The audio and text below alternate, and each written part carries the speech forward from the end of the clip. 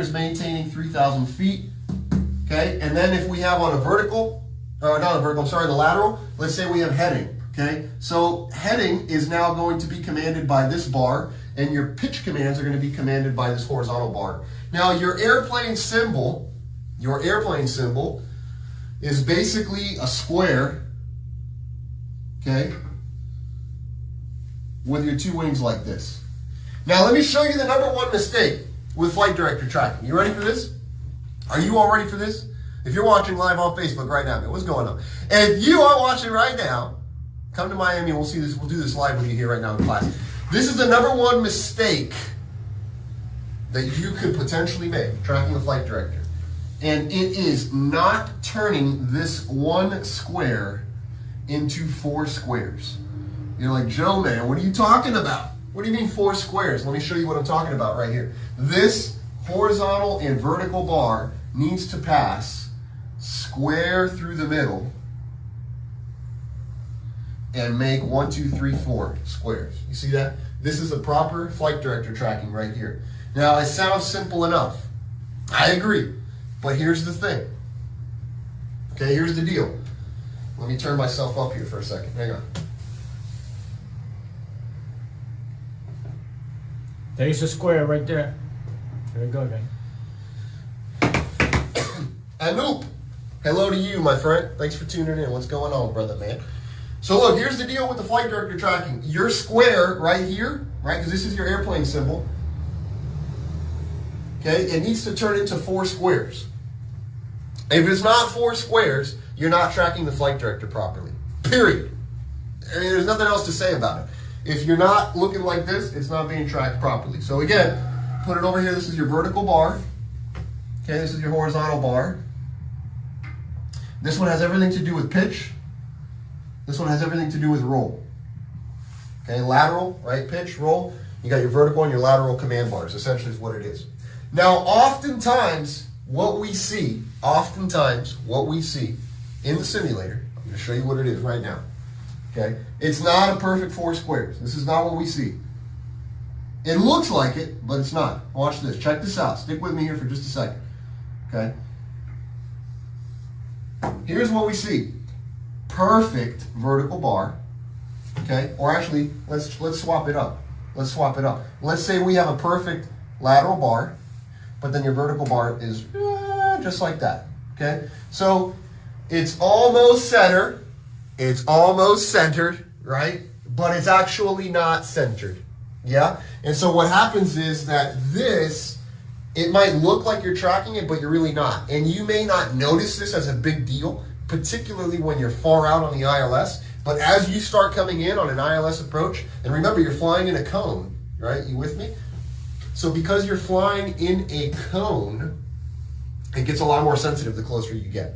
Right? So just be mindful of this. Now watch. Why does your flight director tracking get all thrown off? Right? Make sure we're not in this shot right here. Why does your flight director tracking get all thrown off? Okay.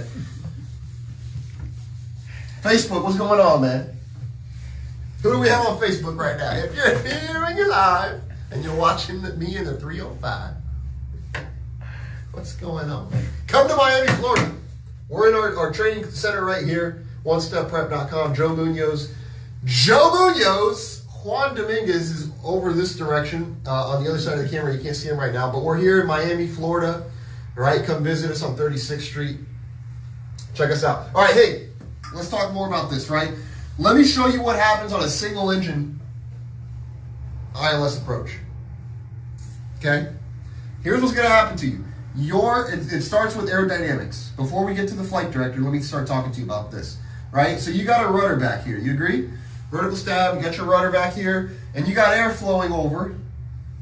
All right? And what happens is that as the airflow varies over my rudder surface, I will need to apply or decrease the amount of pressure depending upon whether it's an increase or a decrease in airflow. More airflow over the rudder, less pressure required.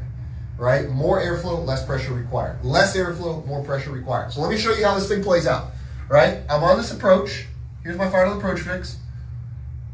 Here's my runway down here. Yeah. And basically I get to this point And from the final approach fix inbound, we need to be fully configured. Okay, generally this is the way it goes, or at least certainly by 1,000 feet.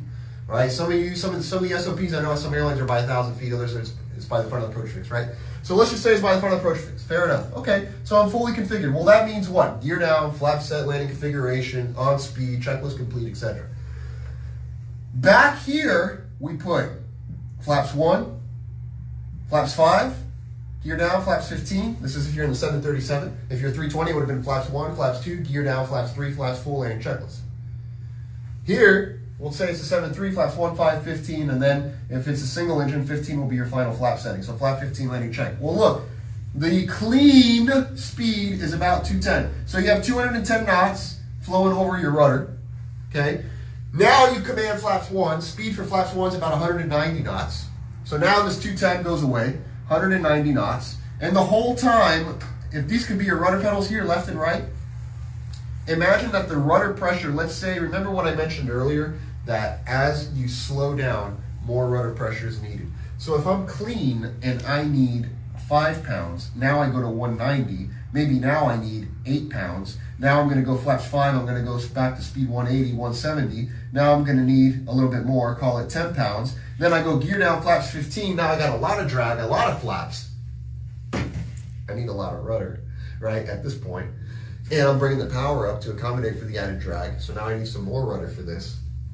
Okay, so maybe now I need 12 pounds. And look, this number down here, is that the accurate number? No. All right, don't know, don't care, it's irrelevant. Okay, the point is though that you understand that lesser speed equates to more rudder input.